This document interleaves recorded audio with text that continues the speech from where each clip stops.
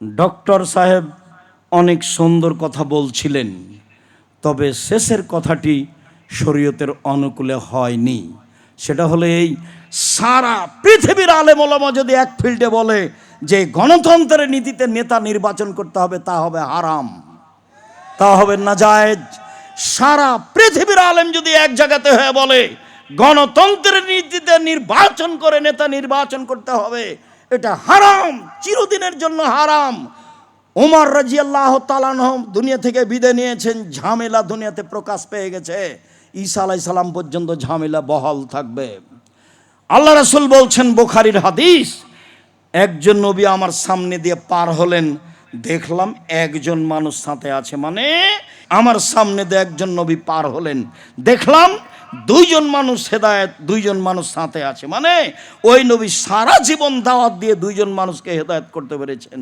তারপরে দেখলেন একজন নবী পার হয়ে যাচ্ছে, লাইসা মাহু আহাদুন, তার সাথে কোনো মানুষই নাই। তো দেশে ইসলাম কায়েম করবেন কি দিয়ে? সারা পৃথিবীতে মাত্র দুইজন মানুষ, ইব্রাহিম আলাইহিস সালাম আর তার স্ত্রী, আর কেউ নেই।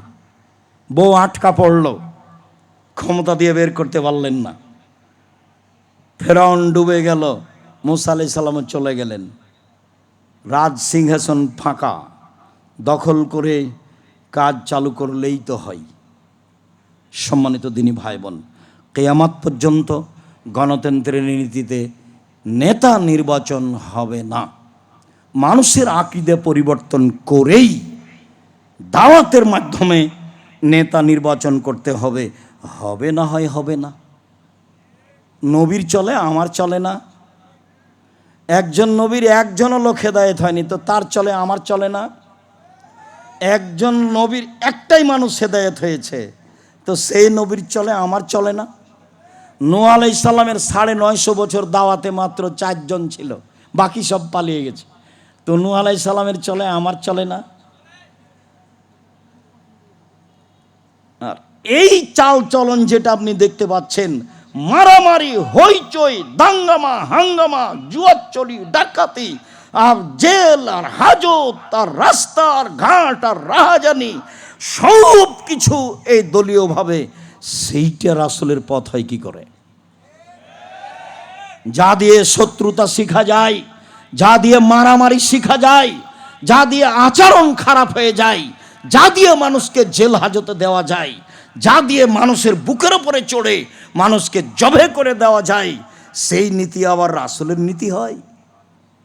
ওমর রাদিয়াল্লাহু তাআলা আনহু পরামর্শের ভিত্তিতে নেতা নির্বাচন করতে বলেছেন। যেদিন পরিবেশ হবে সেদিন হবে অর্ধ পৃথিবীর খলিফা, কুশাগর বুদ্ধিজীবী রাজনীতিবিদ ওমর নেতৃত্বের যেই পদ্ধতি পেশ করেছেন, সেটাই হবে পদ্ধতি। কিয়ামত পর্যন্ত এই পদ্ধতিই থাকবে। মানুষ সেটা গ্রহণ করতে পারুক আর না পারুক, তাতে আসে যায় না। মানুষের উপরে এই জিম্মেদারি দেওয়া হয়নি যে রাসূলের পদ্ধতি ব্যতীত তুমি তোমার পদ্ধতিতে নেতা নির্বাচন করো। তিনি বলছেন, পৃথিবীর মানুষ শুনে রেখো, ইয়াতি মিন বাদি আইম্মা, আমার পরে কতগুলি আলেম ওলামা আসবে, ইহদুনা বিগাইরি হাদিয়াতি, আমার আদর্শ ছেড়ে দিয়ে অন্য আদর্শ গ্রহণ করে বলবে এটাই রাসূলের আদর্শ। আমার সুন্নাত ছেড়ে দিয়ে অন্য সুন্নাত গ্রহণ করে বলবে এটাই রাসূলের সুন্নাত। ওদের দেখতে লাগবে মানুষ, ওদের অন্তর হবে শয়তানের অন্তর। ওদের দেখতে লাগবে মানুষ, ওদের হবে অন্তর হবে শয়তানের অন্তর। আমার আদর্শ ছেড়ে দিয়ে অন্য আদর্শ গ্রহণ করে বলবে এটাই রাসূলের আদর্শ। তিনি বলেছেন, পৃথিবীর মানুষ শুনে রেখো, এরা এমন হবে আমার ভাষাতেই কথা বলবে। তারা হবে আমার চামড়ার, মানে মুসলমান। তারা আমার ভাষাতেই কথা বলবে, মানে কোরআন হাদিস পেশ করবে। কোরআনের আয়াত পড়ে বলছে, দেখেন আল্লাহ বলছেন মিলাদ করতে হবে। আরও কত। সম্মানিত দিনী ভাই বোন, ইমান হারিয়ে 10 দিন বাঁচতে এসে, একদিন 1 ঘন্টা বাঁচতে এসে ইমান হারিয়ে বেঁচে থাকতে রাজি নই। মাস্ক পরে করোনা ঠেকাতে রাজি নই। ছেলেটা বলছে, 2 ভাই বোন, হুজুর ভিতরে আসেন না, হুজুর আপনি ভিতরে আসেন না, হুজুর আপনি ভিতরে আসেন না।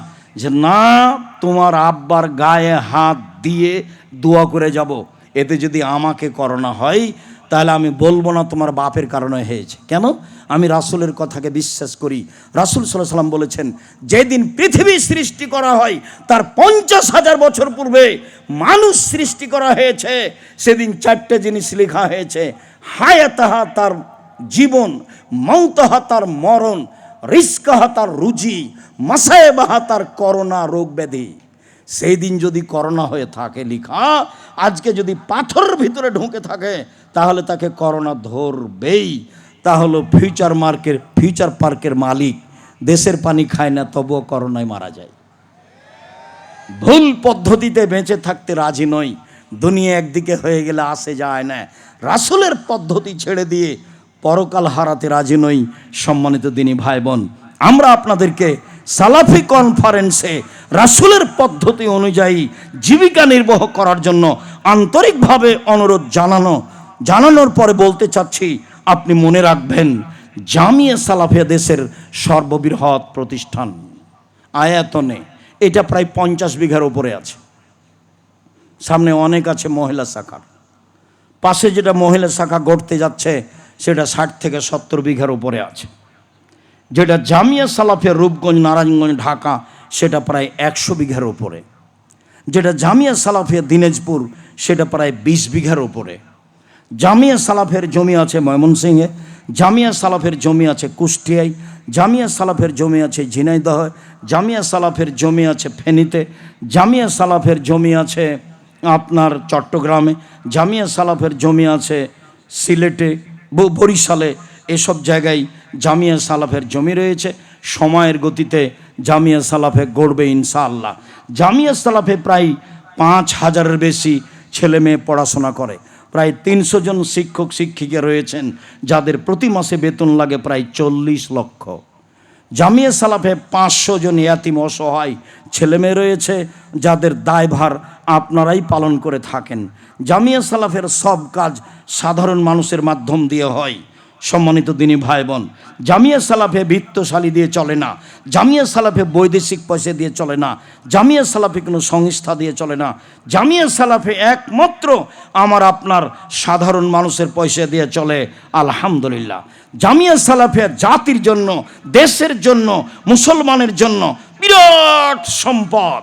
যেখানে শিরক হয় না, শিরক মুক্ত প্রতিষ্ঠান জামিয়া সালাফিয়া, বিদআত মুক্ত প্রতিষ্ঠান জামিয়া সালাফিয়া, দল মুক্ত প্রতিষ্ঠান জামিয়া সালাফিয়া, সংগঠন মুক্ত প্রতিষ্ঠান জামিয়া সালাফিয়া, দেশের সর্ববৃহৎ প্রতিষ্ঠান জামিয়া সালাফিয়া।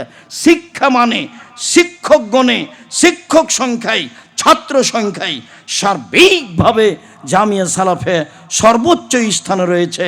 আলহামদুলিল্লাহ।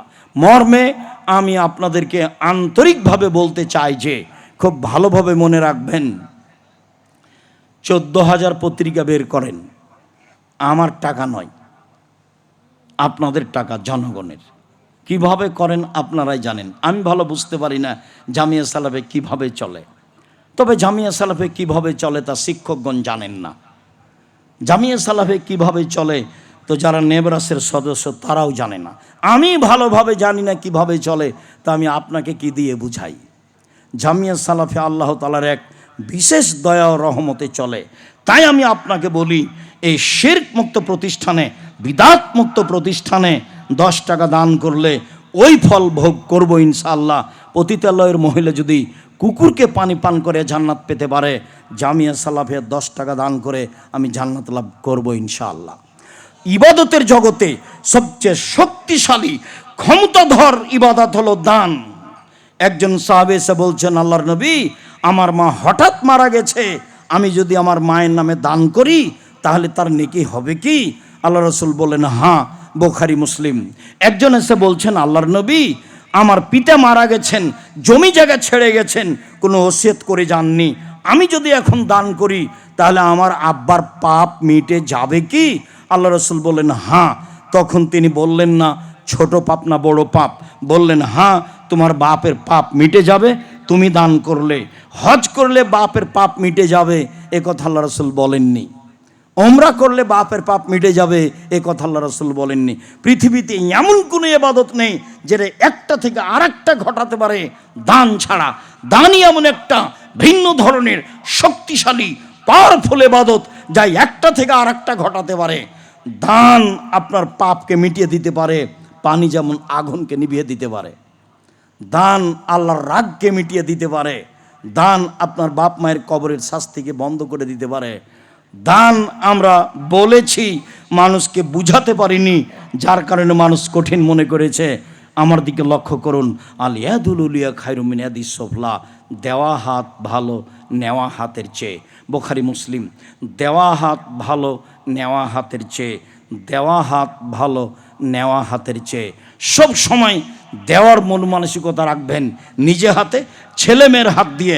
প্রত্যেক দিন সকালে দুইজন ফেরেশতা নেমে আসেন, একজন বলেন আল্লাহ যে যতটুকু দিল তা পূর্ণ করে দাও, আর একজন বলেন আল্লাহ যে যতটুকু দিল না তার ততটুকু ক্ষতি ধ্বংস করে দাও। এই জন্যই সূচনায় বলেছি, টাকা পয়সা খেয়ে নষ্ট করিয়েন না। বই পুস্তক নেবেন আর জামিয়া সালাফিয়া দান করে যাবেন। বড় থেকে বড়, ছোট থেকে ছোট, ছেলেরা তোমরা যাও, একটা মানুষ আপনি দান থেকে বঞ্চিত থাকবেন না। যারা আমরা স্টেজে আছি আমরাও সবাই অংশগ্রহণ করব। এই ছেলেরা যারা তোমরা বসে আছো, কি যে করো, তোমরাও এই দানে অংশগ্রহণ করবা, কম হোক আর বেশি হোক। সম্মানিত দিনী ভাই বোন, ছেলেরা তোমরা যাও, আপনারা পরিবেশ নষ্ট করবেন না। আমি আন্তরিকভাবে আপনাদের অনুরোধ জানাচ্ছি, অবশ্যই এমন একটা কিছু করবেন যাতে করে আমরা জামিয়া সালাফে কিছু উপকার করতে পারি। 16 থেকে 18 লক্ষ টাকা খরচ হয় এই সম্মেলনে। সম্মানিত দিনী ভাই বোন, আমি আপনাদের সকলকেই সহযোগিতার জন্য অনুরোধ জানাচ্ছি। কে ছেলে আছো স্টেজে? তোমরা খালি পকেটে এসে বসে আছো নাকি? বের হওয়ার সময়তে কিছু নিয়ে বের হওনি কেন? তোমাকে তো বলেছি যে তোমার আম্মাকে বলে দিবা, আম্মা আমি যখন বের হব তখন আমার পকেটে কিছু খালি টাকা দিবেন খুচরা। মানুষ চাইলে যেন আমি মানুষকে ফিরিয়ে না দিই। সম্মানিত দিনী ভাই বোন, আমি রাসূল সাল্লাল্লাহু আলাইহি সাল্লামের পদ্ধতি দোয়া করি, আল্লাহুম্মা সাল্লি আলাইহি আল্লাহুম্মা বারিক আলাইহি। আব্দুল্লাহ আপনাদের সামনে কথা বলবে, অনেক গুরুত্বপূর্ণ কথার অপেক্ষা আমরা আছি।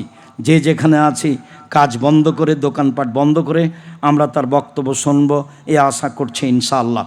সমস্ত দিনী ভাই বোনকে, মহিলা শাখায় যারা রয়েছ, তোমরা মেয়েরা তোমরাও মানুষের কাছে যাও। আমার দিনী বোনদের সকলকে বলছি, দেখেন আল্লাহ রসুল বললেন, আমি জাহান্নামে দেখছি অধিক অংশই নারী, বাঁচার পথ দান। আল্লাহ রসুল সরাসরি এটা বললেন, জাহান্নামে দেখি অধিক অংশই নারী, জাহান্নাম থেকে বাঁচার পথ দান। একটা খেজুরের আঁটির ছাল সমান হলেও সামান্য থেকে সামান্য, বেশি থেকে বেশি। আল্লাহ রসুল বললেন যে এই মসজিদে নববীর জমি কিনে কে দিবে তার জন্য জান্নাত। তো উসমান রাদিয়াল্লাহু আনহু বললেন ঠিক আছে দিলাম। মসজিদের সামনে একটা পুকুর আছে, সেই পুকুরের অনেক দাম, ইদারা কূপ, এটা কে কিনে দিবে? উসমান বললেন ঠিক আছে আমি দিলাম। উসমান রাদিয়াল্লাহু তাআলা আনহুর কারণে তার কাজগুলি সহজ হয়েছিল। তাবুকের যুদ্ধে তিনি বের হয়ে সবার কাছে খোলা মাঠে দানের কথা বলেছিলেন। তখন আবু বকর সিদ্দিক, ওমর বলেছিলেন অর্থ সম্পদের অর্ধেক দিলাম। আবু বকর সিদ্দিক রাদিয়াল্লাহু আনহু বলেছিলেন আমার বাড়িতে যা আছে সবই দিলাম, এরপরও ভ্যান ভাড়া হবে না। এইবার বললেন উসমান রাদিয়াল্লাহু আনহু বললেন লোক যত যাবে তাবুকের যুদ্ধে তার অর্ধেকের যাতায়াত খরচ, খাওয়া খরচ আমি দিলাম। লোক সংখ্যা ছিলেন প্রায় 30,000, 15,000 লোকের খাওয়া খরচ, যাতায়াত খরচ তিনি দিলেন। তার নাম উসমান গনি। সম্মানিত দিনী ভাই বোন, আপনারা উঠে গিয়ে পরিবেশ নষ্ট করবেন না, উঠলেও দাঁড়িয়ে থাকবেন, ছেলেদেরকে পাশে যাওয়ার জন্য সুযোগ করে দেন। আমি আপনাদের জন্য অন্তর থেকে মন খুলে দোয়া করি, আল্লাহুম্মা সাল্লি আলাইহি আল্লাহুম্মা বারিক আলাইহি বারাকাল্লাহু ফি আহলিকুম ও মালিকুম। আল্লাহ আপনাদের অর্থ সম্পদে, আহল পরিবারে বরকত দান করুক, নিরাপত্তা দান করুক। যে দান করে তাদের জন্য আল্লাহ রসুল আল্লাহ দোয়া করার জন্য আদেশ করেছেন, আল্লাহুম্মা সাল্লি আলাইহি আল্লাহুম্মা বারিক আলাইহি। আর সম্মানিত দিনী ভাই বোন, উপদেশ বই তো আছে। আজকে আমি আবদুল্লাহর এবং আব্দুর রহিমের ব্যতিক্রম বই দেখলাম। আবদুল্লাহর বইটা কোথায়? আর এমনি ফতোয়াটা আছে, বারবার শুনেছেন। আবদুল্লাহর নতুন বইটা বের হয়েছে, আল্লাহর পথে যাত্রা। দেখি কি আছে এখানে। অবশ্যই খালি যাব না, বই পুস্তক নিয়ে যাব। আর আব্দুর রহিমের দেখছি রাসূল দেখতে যেমন ছিলেন, রাসূল সাল্লাল্লাহু আলাইহি সাল্লাম দেখতে যেমন ছিলেন, সাথে সাথে ছেলেদের কিশলায় আছে। একা হানজালা রাদিয়াল্লাহু তাআলা আনহু বলেন, রাসূল সাল্লাল্লাহু আলাইহি সাল্লাম বলেছেন, পৃথিবীর মানুষ শুনে রেখো, দিরহাম ও রিবা ইয়াকুলুহু রাজুলু ওয়া ইয়ালাম। কেউ যদি 1 টাকা সুদ জেনে শুনে খায়, কেউ যদি জেনে শুনে 1 টাকা সুদ খায়, 36 বার জেনা করলে যত পাপ হবে, 1 টাকা সুদ খেলে তার চেয়ে বেশি পাপ হবে। জেনা তো মহাপাপ। জেনার সাথে তিনি তুলনা করেছেন, এটা আমার মুখের ভাষা নয়, এ কথা মুহাম্মদ সাল্লাল্লাহু আলাইহি সাল্লাম বলেন। কি হিসেবে আপনি কিস্তিতে টাকা উঠান, আপনার স্ত্রী কিভাবে উঠায়? সম্মানিত দিনী ভাই বোন, যারা সামনে আছেন, যারা যন্ত্রের মাধ্যমে পৃথিবীর বিভিন্ন প্রান্ত থেকে অবগত হচ্ছেন, যারা সময়ের গতিতে অবগত হবেন, তাদেরকে আমি রাসূলের ওই বাক্যটি আবারও শোনাচ্ছি। রাসূল সাল্লাল্লাহু আলাইহি সাল্লাম বিদায় হজে ঘোষণা দিলেন, পৃথিবীর মানুষ রেবাল জাহেলিয়া মওজুন তাহতা কাদামাইয়া, জাহেলিয়াতের যুগের সুদ, এই হারাম প্রথা আমি আমার পায়ের নিচে রেখে দিলাম। যত সুদের লেনদেন আছে সব বন্ধ করতে হবে। বলেন করব ইনশাআল্লাহ, করব ইনশাআল্লাহ। সুদ খেয়ে, হারাম খেয়ে বড় হতে রাজি নই। সুদ খেয়ে আহাল পরিবারকে মানুষ করতে, শিক্ষিত করতে রাজি নই, যার ফলাফল জাহান্নাম। আবু হুরায়রা রাদিয়াল্লাহু তাআলা আনহু বলেন, রাসূল সাল্লাল্লাহু আলাইহি ওয়াসাল্লাম বলেছেন, আর রিবা সাবুনা জুজান আইসার রহেন করজুল উম্মাহু। সুদের পাপের 70টি ভাগ রয়েছে, বড় থেকে ছোট, ছোট থেকে বড়। সুদের পাপের 70টি ভাগ রয়েছে, ছোট থেকে বড়, বড় থেকে ছোট। তার সবচেয়ে সুদের পাপের ছোট অংশ হলো আইয়ান কাহার রাজুল উম্মাহু, মায়ের সাথে জেনা করলে যেমন পাপ হয়।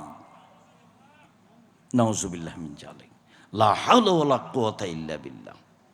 আগে তো বললেন 1 টাকা সুদ খেলে 36 বার জেনা করে যত পাপ হবে, 1 টাকা সুদ খেলে তার চেয়ে বেশি পাপ হবে। এখন রাসূল সাল্লাল্লাহু আলাইহি সাল্লাম বলছেন, কেউ সুদের 70টি ভাগ রয়েছে, ছোট ভাগ হলো মার সাথে জেনা করলে যেমন পাপ হয়। নাউজুবিল্লাহ মিন জালিক, লা হাওলা ওয়ালা কুওয়াতা ইল্লা বিল্লাহ। যে কোনো মূল্যে নিজেকে, পরিবারকে সুদমুক্ত করতে হবে, করতেই হবে যে কোনো মূল্যে। রাসূল সাল্লাল্লাহু আলাইহি সাল্লাম ওই সময় একটা কথা বলেছিলেন, পৃথিবীর মানুষ শুনে রেখো, আমার উম্মত ইহুদি খ্রিস্টানের সাথে মিশে যাবে। ডান পায়ের জুতা যেমন বাম পায়ের সমান, ডান হাতের বিঘত যেমন বাম হাতের সমান, আমার উম্মত ইহুদি খ্রিস্টানের সাথে তেমন মিশে যাবে সমান সমান। পৃথিবীর মানুষ শুনে রেখো, ইহুদি খ্রিস্টান যদি মায়ের সাথে জেনা করে থাকে, তাহলে তাদের সাথে মিল দিতে গিয়ে আমার উম্মত মায়ের সাথেও জেনা করবে। ওরা সুদ খায়। যারা লন্ডন আমেরিকায় বসবাস করে, তারা কন্টাকে বিবাহ করে সরকারের কাছ থেকে বেশি সুদের টাকা নেওয়ার জন্য। আপনি তল্লাশি চালিয়ে দেখেন, অল্প দিন বাঁচতে এসে লন্ডন আমেরিকার সিটিজেন দেখিয়ে সফলতা অর্জন করা যাবে না। আত্তাকুয়া হাহুনা, পরহেজগারিতা এখানে। আত্তাকুয়া হাহুনা, পরহেজগারিতা এখানে। ওয়া ঈশ্বরে বেদে হিলা সাদরিহি, বারবার তিনি বুকের দিকে ইশারা করে দেখাচ্ছিলেন, পৃথিবীর মানুষ পরহেজগারিতা এখানে।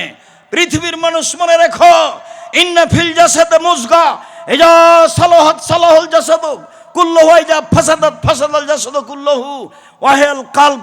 মনে রেখো, শরীরে একটা অংশ রয়েছে, এই অংশ যতক্ষণ ভালো থাকবে গোটা মানুষটাই ভালো। এই অংশ যখন খারাপ হয়ে যাবে গোটা মানুষটাই খারাপ। সেটাই হচ্ছে অন্তর। অন্তর খারাপ হয়ে গেছে, মন মানসিকতা খারাপ হয়ে গেছে। সব সময় শয়তান আদেশ করে, তারই অনুসরণ করেন, মর্মে আপনাকে সুদ নিতে হয়। চলেন, লম্বা হাদিস বলতে চাইনি, তবু সময়ের গতিতে সুদ দেখানোর জন্য আপনাকে আমি আংশিক হলেও পেশ করি। সামরা ইবনে জুনদুব রাদিয়াল্লাহু তাআলা আনহু বলেন, কানান নবী সাল্লাল্লাহু আলাইহি ওয়াসাল্লাম ইযা সাল্লা আকবালা আলাইনা বিওয়াজহিহি, আল্লাহর নবী যখন সালাত আদায় করতেন, কথা বলার প্রয়োজন হলে তিনি আমাদের মুখামুখি বসতেন। তিনি জিজ্ঞাসা করতেন, হাল রাআহাদুম মিনকুম আল-লাইলা রুয়া, গত রাত্রে তোমাদের স্বপ্নে কেউ কিছু দেখেছে কি? ফাইন রাআহাদুন কাসাহা, কেউ যদি কোনো স্বপ্ন দেখতো তাহলে বলে দিত, আল্লাহ রাসূল আমি এই স্বপ্নে দেখেছি। ফায়াকুলুল্লাহু তাআলা মাশাআল্লাহ, আল্লাহর নবী ওই উত্তর দিয়ে দিতেন স্বপ্নের যা আল্লাহ চাইতেন। ফাসা আলানা ইয়াওমান, তিনি আমাদের একদা জিজ্ঞাসা করলেন, হালরা মিনকুম আহাদুন আল্লাইলা তরুয়া, গত রাত্রে তোমরা স্বপ্নে কিছু দেখেছো কি? কুলনা লা, আমরা বললাম জি না, আমরা স্বপ্নে কিছু দেখিনি। আল্লাহর নবী বলছেন, শোনো, ইন্নী রাআইতু লাইলাতা রাজুলাইনে ফাতায়ানি, আমি স্বপ্নে দুইজন লোককে দেখলাম, তারা আমার নিকটে আসলো। ফা খাজা বেয়াদাইয়া, তারা আমার দুই হাতকে ধরে নিল, দুই হাত ধরে নিয়ে আমাকে বাইতুল মুকাদ্দাসের দিকে টেনে নিয়ে যাচ্ছে। ফা আতাইনাল রাজুলিন, হঠাৎ একটা লোকের পাশে চলে আসলাম, লোকটি বসে আছে। অরাজুলুন কায়েমুন, একটা লোক পাশে দাঁড়িয়ে আছে। অফিয়াদিহি কালবুন মিন হাদিদিন, তার হাতে রয়েছে লোহার বাঁকা লাঠি। ফা ইদখিলুহু ফিসকে সিদকিহি, লোহার বাঁকা লাঠি তার মুখের ডান পার্শ্ব দিয়ে ঢুকিয়ে দিচ্ছে, ঢুকে চিরে ফেলছে। হাত্তা ইয়াবলুগা কাফাহু, চিরে পিছন দিকে নিয়ে যাচ্ছে। ওয়া ফল বিসিদকিল আখার, মুখের অপর সাইডও এইভাবে চিরে ফেলছে। ওয়া ইয়াউদু সিদকুহু কামা কানা, বাম দিক চিরতে না চিরতেই মুখের ডান দিক আবার ঠিক হয়ে যাচ্ছে। ফায়াউদু ফায়া ফল মিসলাহু, আবার ডান দিকে আসছে, মুখ চিরে ফেলছে। আমি বললাম, মা হাজা, একই দৃশ্য। কালা তারা দুইজন বলেন, ইনতালেক, চলতে থাকেন। ফান্তালাক না, কিছু না বলে চলতে থাকলাম। ফা আতাইনাল রাজুলিন মুস্তাজিনাল কাফাহু, আস্তে আস্তে হঠাৎ একটা লোকের পাশে চলে আসলাম। দেখি লোকটা চিত হয়ে শুয়ে আছে, পাশে একটি লোক দাঁড়িয়ে আছে, তার হাতে একটা পাথর রয়েছে। ইয়াস্তা কবি রাসাহু, পাথর দিয়ে মারছে তার মাথার উপরে। ফাতাদাদা হাল হাজারো ফান্তালাকে লেহে লিয়া খুজহু, মাথায় লেগে মাথা ভেঙে চৌচির হয়ে যাচ্ছে, পাথর ছিটকে দূরে চলে যাচ্ছে। ওই লোকটি পাথর আনতে যাচ্ছে, পাথর আনতে না আনতেই মাথা ঠিক হয়ে যাচ্ছে, আবার মারছে। দৃশ্য দেখে আমি বললাম, মা হাজা, একই দৃশ্য। তারা দুইজন বললেন, ইনতালেক, চলতে থাকেন। ফান্তালাক না, কিছু না বলে চলতে থাকলাম। চলতে চলতে ফা আতাইনা লাগবেন মেসলি তান্নুরে, চলে আসলাম একটা চুলার পাশে। আলাহু জায়কুন আসফালাহু ওয়াসে, যেই চুলার উপর দিক সংকীর্ণ, নিচের দিক প্রশস্ত। তন্দুরি রুটি যেই চুলাতে বানাই সেই চুলার মতো। দেখি চুলার ভিতরে কিছু মানুষ রয়েছে, তাতাহুন্নার, তার ভিতরে আগুন জ্বলছে। ফাইজা ইরতাফাউ, যখন আগুন জোরে জ্বলে উঠছে, ভিতরে যা কিছু আছে সব উপরে চলে যাচ্ছে। ফাইজা খামাদাত রাজাউ মা ফিহা, আর যখন আগুন একটু কমে যাচ্ছে, ওই যা উপরে উঠেছিল তা নিচে চলে যাচ্ছে। উপরে উঠার সময় মনে হচ্ছে বের হয়ে পড়ে যাবে। ফিহারে জ্বালনেশান ও রাতুন, তাতে দেখি মহিলা এবং পুরুষ উলঙ্গ অবস্থায় জমা ধরে আছে। আগুন জোরে জ্বললে ধাঁধা ধাঁধা করে উপরে চলে যাচ্ছে জমা অবস্থায়, পরনে কোনো কাপড় নেই। আগুন কমে গেলে আবার নিচের দিকে চলে যাচ্ছে। আমি বললাম, এ কি? তারা দুইজন বলে, ইনতালেক, চলতে থাকেন। ফান্তালাক না, কিছু না বলে চলতে থাকলাম। চলতে চলতে চলে আসলাম আতালা নাহার মিন দামিন, একটা রক্তের নদীর পাশে। দেখি নদীতে শুধু রক্ত, অন্য কিছু নেই, নদীতে পানি নেই। নদীর পাশে একটা লোক দাঁড়িয়ে আছে, নদীর মাঝামাঝিতে একটা লোক আছে। কুল্লামা আরাদা একরোজা, যতবার লোকটা নদী থেকে উঠে যাওয়ার চেষ্টা করছে, পাশে যে লোকটা আছে তার হাতে একটা পাথর আছে, মারছে মুখের ওপরে। মায়ের কারণে লোকটা আবার নদীর মাঝামাঝিতে চলে যাচ্ছে। যতবার উঠার ইচ্ছা করে ততবারই তার মুখের ওপরে পাথর মেরে তাকে রক্তের নদীর মাঝামাঝিতে করে দেয়। আমি বললাম, এ কি? তারা দুইজন বললেন, চলতে থাকেন। চলতে থাকলাম, কিছু না বলে চলে আসলাম একটা সবুজ বাগানের কাছে। বিশাল বাগান, গাছপালা খুব সবুজ।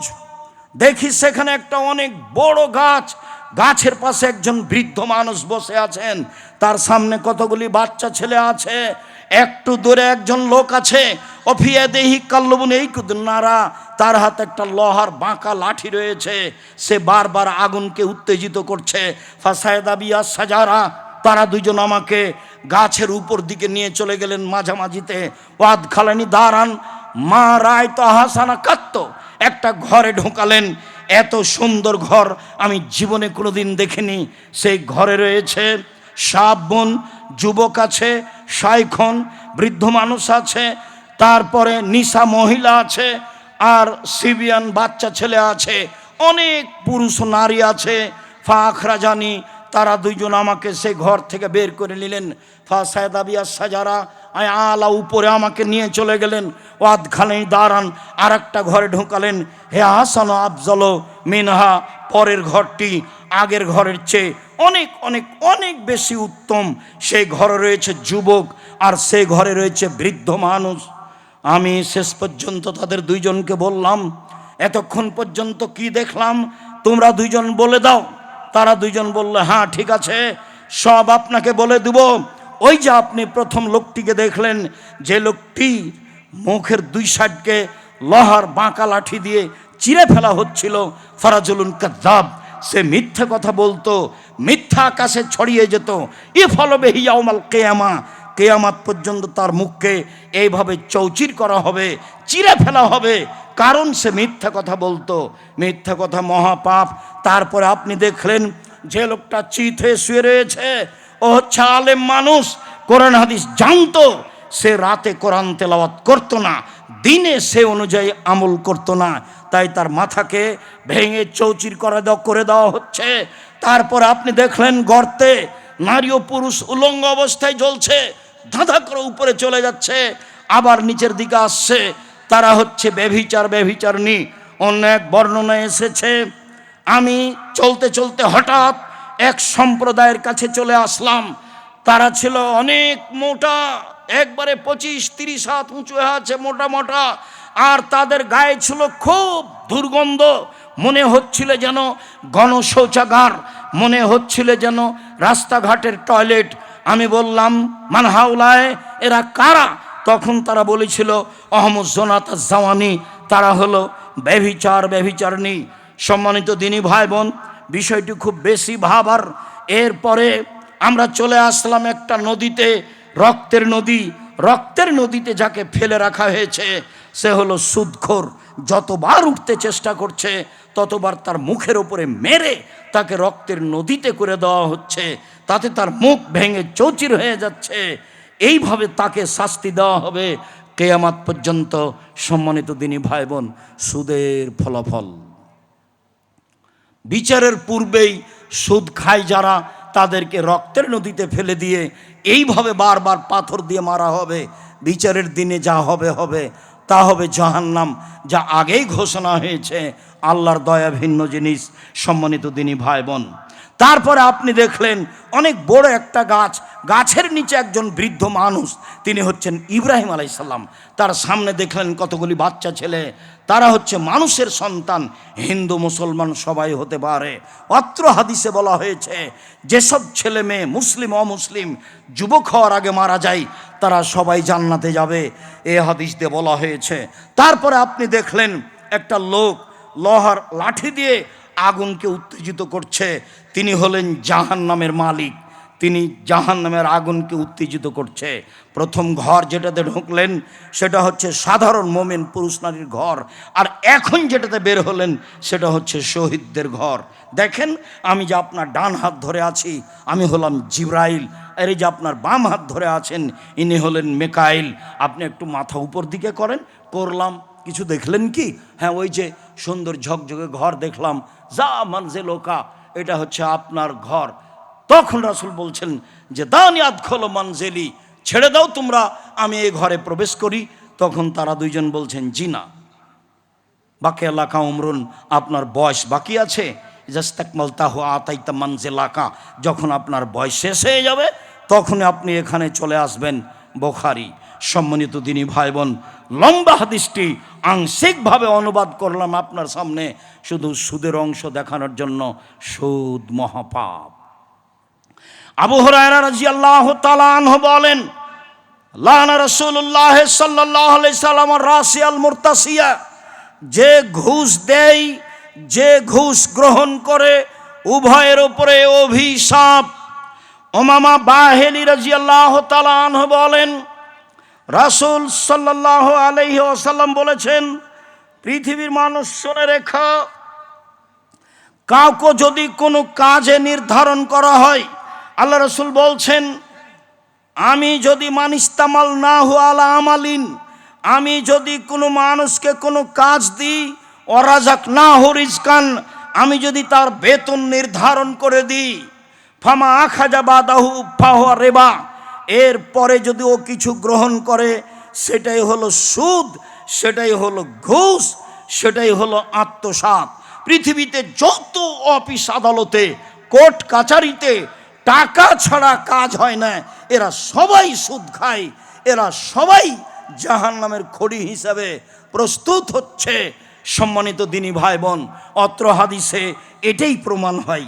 আরও গুরুত্বপূর্ণ কথা, আবু হুরায়রা রাদিয়াল্লাহু তাআলা আনহু বলেন, অন্য এক বর্ণনায় এসেছে, বুরায়দা রাদিয়াল্লাহু তাআলা আনহু বলেন, মান সাফা লি আখিহি বিসাফাতিন, কোন কারণে কোন লোক যদি তার ভাইয়ের জন্য সুপারিশ করে, চাকরির জন্য, কোনো কাজের জন্য, কোথাও ভর্তির জন্য সুপারিশ করে, ফা আহদালাহু আলাইহা, এর কারণে যদি এই লোক হাদিয়ে উপঢকন কিছু দিয়ে পাঠায়, ফা কাবেলাহা, এই যে সুপারিশ করেছে সে যদি কবুল করে, ফা আতা বাবান আজিমান মিন আবু আবির রেবা, তাহলে সে সবচেয়ে বড় সুদ গ্রহণ করলো। সামাজিকভাবে আমার সুপারিশে কারো চাকরি হয়েছে, কোনো কাজে সে সুবিধা ভোগ করেছে, সে আমাকে খুশি হয়ে হাদিয়ে দিয়েছে, সেটা নেওয়া আমার জন্য হারাম। অত্র হাদিসে এটাই প্রমাণ হয়। সম্মানিত দিনী ভাই বোন, বুরদা ইবনে আবি মূসা বলেন, আমি কাদিমতুল মদিনা, আমি মদিনায় আসলাম, ফালাকিত আব্দুল্লাহ ইবনে সালাম, পণ্ডিত মানুষ আব্দুল্লাহ ইবনে সালামের কাছে উপস্থিত হলাম।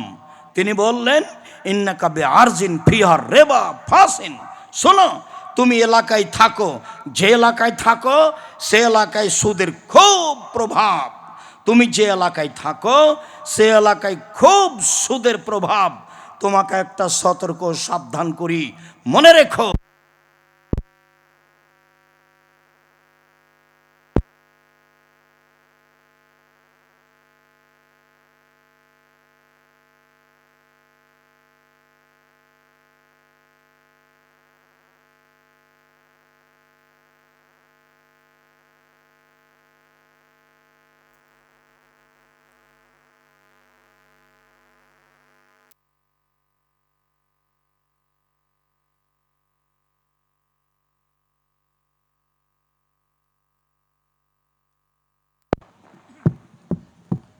জি এই ছেলে দাঁড়ালে কেন, কি কাজ দেখাতে চাচ্ছ আমাকে? এটা সালাফি কনফারেন্স, আপনার চালচলন খারাপ হোক এটা আমি চাইনি। এটা কোনো সাধারণ সম্মেলন নয়। সূচনায় বলে গেছি, সালাফি মানে হচ্ছে সাহাবি তাবিদের নীতিতে চলে আসা কাজকর্ম। সালাফি কনফারেন্স সাহাবি নীতিদের নীতিতে দিন প্রচার। সম্মানিত দিনী ভাই বোন, শোনো, যে এলাকায় তুমি থাকো সে এলাকায় সুদের প্রভাব রয়েছে। যদি কারো কাছে তোমার টাকার লেনদেন থাকে, ফা আহাদা এলাইকা হামলা তিবলিন আও হিমলা তিবনিন আও শাইরিন আও হিমলা কাত্তিন ফলা তাখুজুহু পাহিনু রিবা, যার কাছে তোমার টাকা দেওয়া আছে, ঋণ দেওয়া আছে, সে যদি এক বোঝা খড় ভুসি দিয়ে পাঠায়, এক বোঝা ঘাস দিয়ে পাঠায়, এক বোঝা গম বা গমের ঘাস খোসা দিয়ে পাঠায়, ফালাতা খুজুহ, এটা তুমি নিও না, এটা হচ্ছে সুদ, এটা তুমি নিও না, এটা হচ্ছে সুদ। সুদের ব্যাপারে তারা কত সতর্ক, আপনাকে আমি কি দিয়ে বুঝাই। আমি টাকা ধার দিয়েছি একটা লোককে, সে এখন আমাকে গাভীর দুধ হাদিয়া দিয়ে পাঠিয়েছে, সে হাদিয়া গ্রহণ করা হবে না কেন? সেটা হবে সুদ। বুঝাতে পারিনি কথা? এমনি তো হুবাহু বেশি হলে তো সুদ, এটা হচ্ছে একেবারেই নগদ সুদ। তারপরে তিনি বলছেন, যাকে আমি কিছু দিয়ে রেখেছি সে যদি আমাকে একটা ঘাসেরও বোঝা দিয়ে পাঠায় আমি সেটা নিব না, নিলে সুদ হবে। সে যদি আমাকে 1 কেজি দুধ দিয়ে পাঠায় তাহলে আমি তা নিব না, কেন? সেটা সুদ হবে। কেউ যদি আমাকে আম দিয়ে পাঠায়, আমি তাকে টাকা ঋণ দিয়ে রেখেছি, তাহলে সেটা আমি নিব না, কেন? সেটা সুদ হবে। তবে আগে থেকে এটা প্রচলন ছিল লেনদেন, পরে আবার টাকা ঋণ দেওয়া হয়েছে, এমনটা নাজায়েজ নয়, এমনটা হারাম নয়, এমনটা জায়েজ। শেষের কথা বোঝা গেল না মনে হয়? ঋণ দেওয়ার আগেই থেকে আমাদের কি ছিল? ঋণ দেওয়ার আগে থেকেই হাদিয়া দেওয়া একটা প্রচলন ছিল, দিয়েছি, এরপরে টাকার দেওয়া লেনদেনের কাজ হয়েছে। এখন যদি হাদিয়া দিই বা নিই তাহলে এর অন্তর্ভুক্ত হবে না, শুধুমাত্র এই কারণে সেটাই হবে সুদ। রাসূল সাল্লাল্লাহু আলাইহি ওয়াসাল্লাম বলছেন, কুল্লু কারজিন যাররা মানফাতান ফাহুয়া রিবা, প্রত্যেক ঋণ যেটাতে সুবিধা নিয়ে আসে, বর্ধিত কিছু নিয়ে আসে, সেটাই সুদ। প্রত্যেক ঋণ যেটাতে বর্ধিত কিছু নিয়ে আসে সেটাই সুদ, সেটাই হারাম। সম্মানিত দিনী ভাই বোন, আপনাকে এই সংক্ষিপ্ত বিবরণে যেটা বলতে চাইলাম সেটা হলো সুদের সর্ব ধরনের লেনদেন বন্ধ করতে হবে। 1 মিনিট। সরকারিভাবে রাসূল সাল্লাল্লাহু আলাইহি সাল্লাম বিদায় হজে সুদ বন্ধ ঘোষণা দিলেন। তাতে তিনি নিজের চাচার সুদ মওকুফ করলেন। নিজের তার কোনো টাকা পয়সা নেই, নিজের তার কোনো ব্যবসা বাণিজ্য নেই, এখন কার উপরে আর হাত খেলানো যায় প্রথমে? তাই বললেন, পৃথিবীর মানুষ শুনে রেখো, আমি সুদ বন্ধ ঘোষণা দিলাম।